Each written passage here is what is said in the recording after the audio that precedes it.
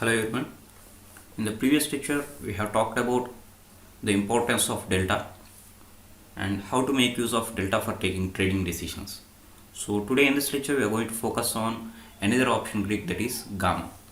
So coming to this lecture, we are going to learn about what is gamma and how delta and gamma are related. That is, we all know that if underlying is changing, delta is going to change.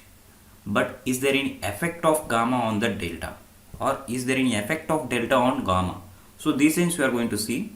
After that, we are also going to learn about how to use this gamma for taking our trading decisions.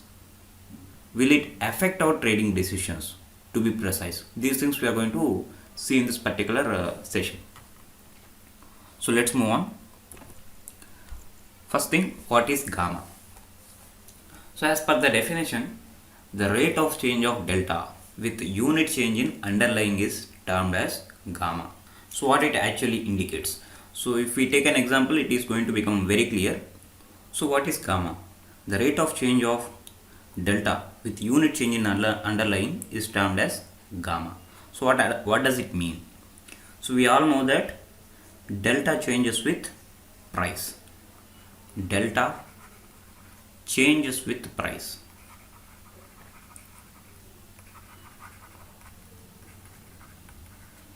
But how much delta is changing with price? That is dependent on gamma. So it can be considered as second order derivative of option premium. So if P1 is the premium at price 1 and P2 is the premium at another price, that is called, let's say, price 2. So P2 minus P1 divided by price 2 minus price 1 is called as delta. So this is what is delta. How much premium is changing with unit change in underlying price, that is called as delta.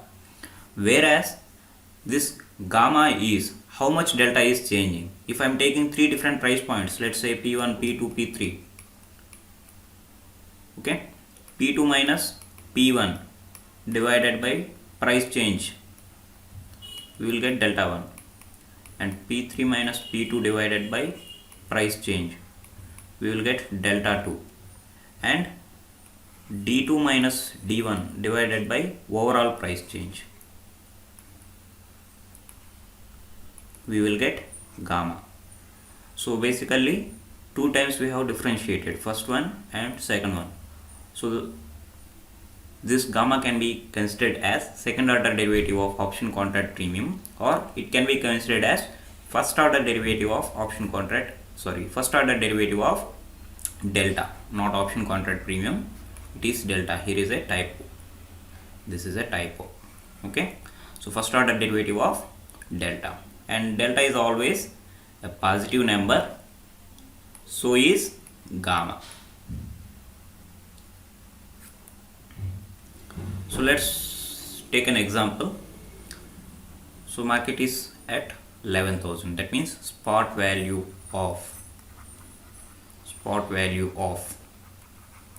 index is at 11,000, and at that time, if you look at the premium of 11,200 CE option, it is at 15 rupees. So when market is at 11,300 contract, it is an out of the money option contract, hence the premium is also very less. And when market starts jumping, so 11,000 to 11,001 market has increased, so the premium is obviously going to increase, hence the premium has increased from 15 rupees to 45, that means 30 points increased for 100 points jump,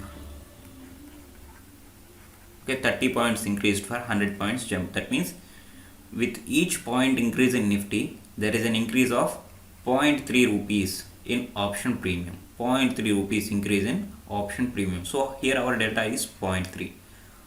Now after reaching 11,100, market has jumped to 11,200, market has again jumped, and this time premium has increased to 95. From 45 rupees to 95 premium has increased. What it means? Now it has increased by 50 rupees. for next 100 points jump. This means with each point jump of Nifty, option premium has increased by 0.5 rupees. This means delta here is 0.5 rupee. 0.5. So this is very simple calculation. But if you notice, for the first 100 points, delta is changing at the rate of 0.3 rupees. Whereas for the next 100 points, delta is changing at the rate of 0.5 rupees. So delta has accelerated from 0.3 to 0.5 as Nifty has increased by 200 points.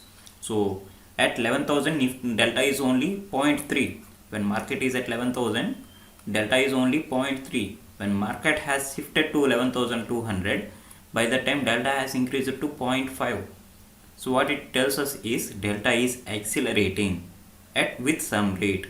So it is called as gamma. So let's see.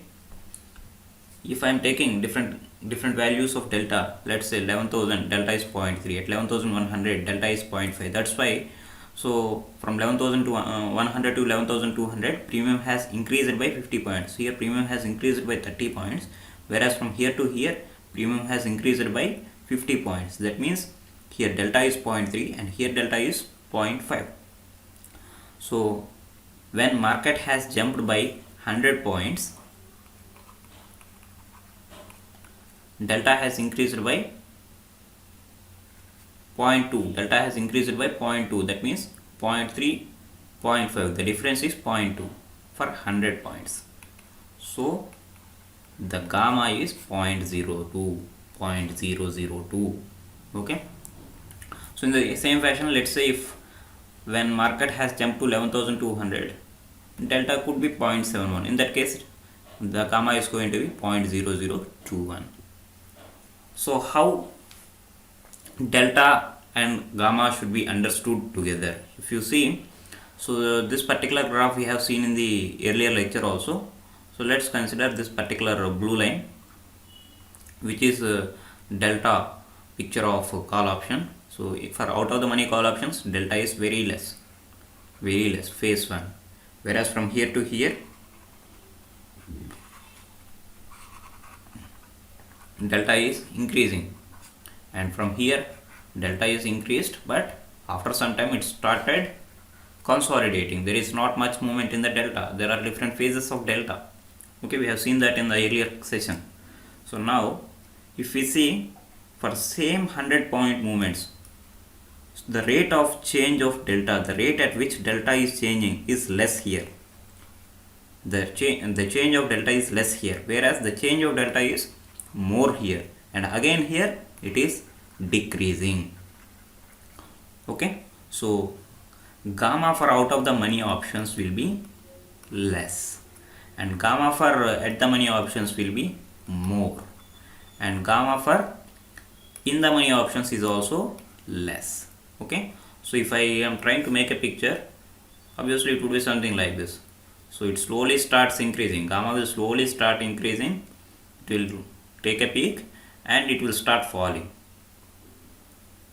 Okay, so this is how gamma will be there. Gamma distribution, I mean the picture of gamma, if you plot, it will be something like this.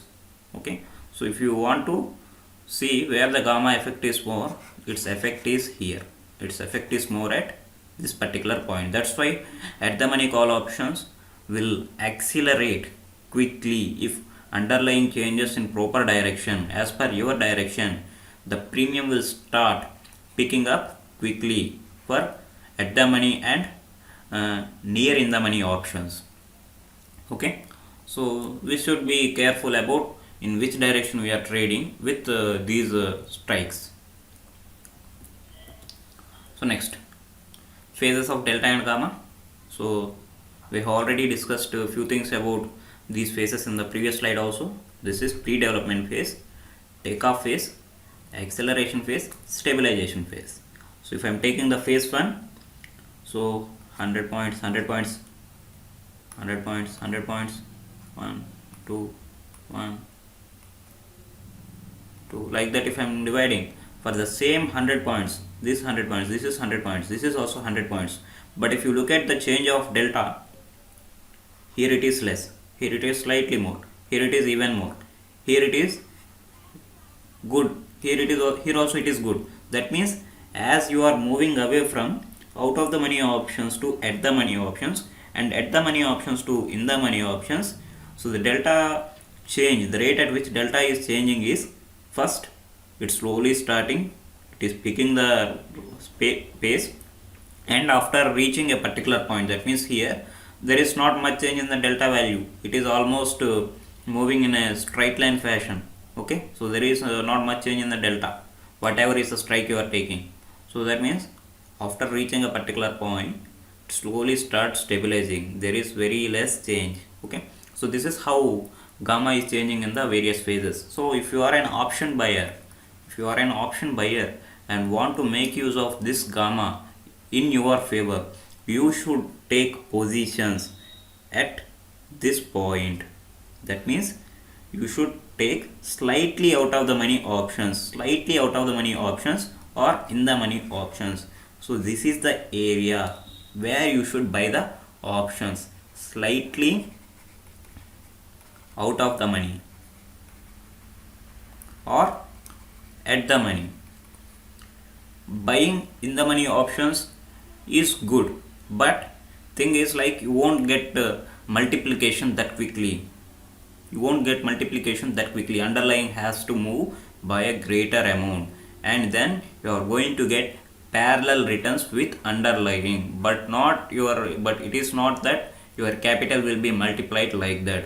But we should also take care of how this gamma will change with time. Otherwise, if you simply consider only this gamma and take trades, it is going to affect your trades badly.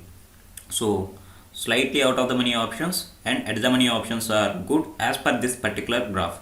So this is another important factor. Like earlier I said that, so if you are an option buyer, you should buy slightly out of the money or at the money. In the money options should be bought with caution, like that I have mentioned. But look at this particular graph, it is giving us a different story. So this blue color line is indicating the time left for expiry is 1 month, and red color line is indicating time left for expiry is 3 months, and this green color line is saying time left for expiry is 6 months. Okay, so these three lines are related to delta and strike price. See, XYZ is equal to 60. This is like spot price. Okay, so for a given contract, let's say all these three lines are only one single contract, like call option at 60 strike price. Then if you look at the delta of this blue color line, for in the money options delta is 1, and for out of the money options delta is 0. Okay, and for at the money options, if you consider, that is in between 55 and 65. Okay, the rate of change of delta is seen higher in the case of contract which have lesser time for expiry. Okay, compared to this brown color line and green color line, this blue color line is changing quickly with change in price. That is, delta is changing rapidly for the option contract which is having lesser time for expiry. That means gamma is more.